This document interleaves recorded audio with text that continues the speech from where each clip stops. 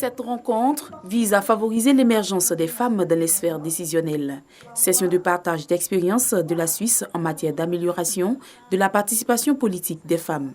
Une rencontre qui a valeur de symbole pour l'ambassadrice de la Confédération suisse en Côte d'Ivoire. On a montré un film qui se déroule dans un village, donc dans une population rurale, et ça a valeur d'exemple de ce qui s'est passé il y a 50 ans en Suisse. Ça fait 50 ans exactement qu'on a commémoré le droit de vote des femmes, le suffrage féminin. Ce film, d'après les réactions dans la salle, a beaucoup parlé aux gens parce que c'est des situations de la vie quotidienne qui sont dépeintes.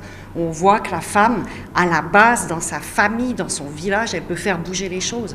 Et c'est là que ça doit commencer. C'est au niveau communautaire que l'engagement commence et il doit être porté jusqu'en haut. Un film retraçant le parcours de la lutte des femmes suisses pour l'obtention de leurs droits politiques a permis de sensibiliser et former les femmes sur les enjeux de la sous-représentativité des femmes.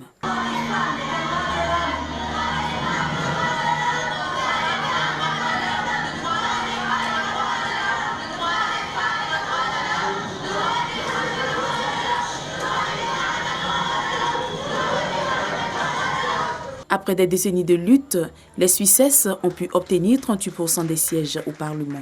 En Côte d'Ivoire, ce quota est loin d'être atteint avec 11% de taux de représentativité au Parlement. À la veille des élections législatives, nous pouvons nous rendre compte que malgré tous les efforts et l'engagement des femmes ivoiriennes pour leur participation en politique, il est clair que les quotas de 30% de femmes dans les listes qui avaient été proposées par les partis politiques, ce quota dans l'ensemble n'a pas été atteint.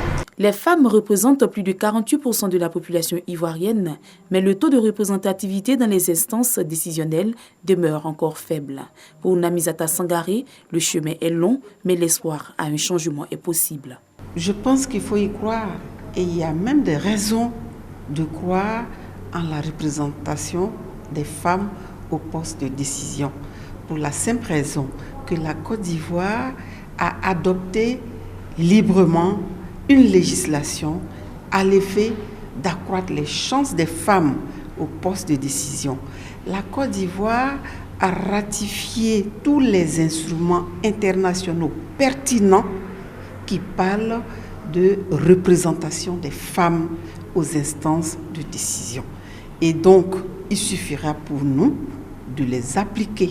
Un panel a également meublé cette rencontre.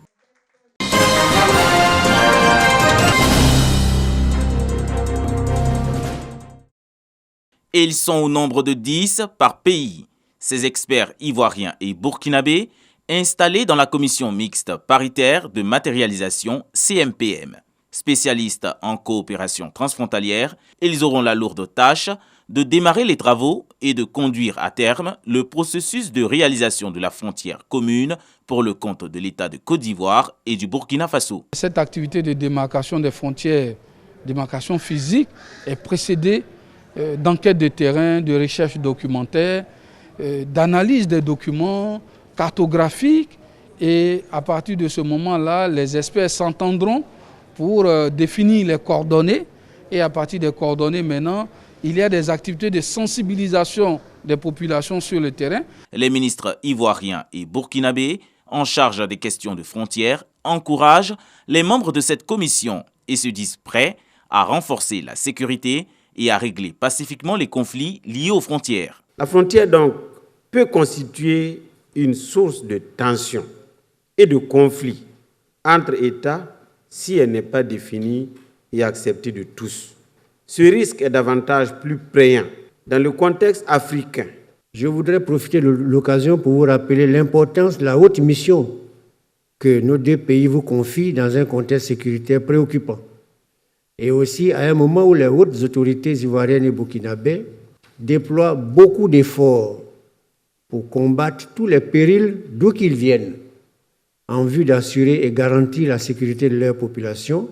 L'installation de la commission mixte paritaire de matérialisation des frontières Côte d'Ivoire-Burkina répond à la mise en œuvre du protocole d'accord signé le 30 juillet 2014 à Ouagadougou entre la Côte d'Ivoire et le Burkina Faso.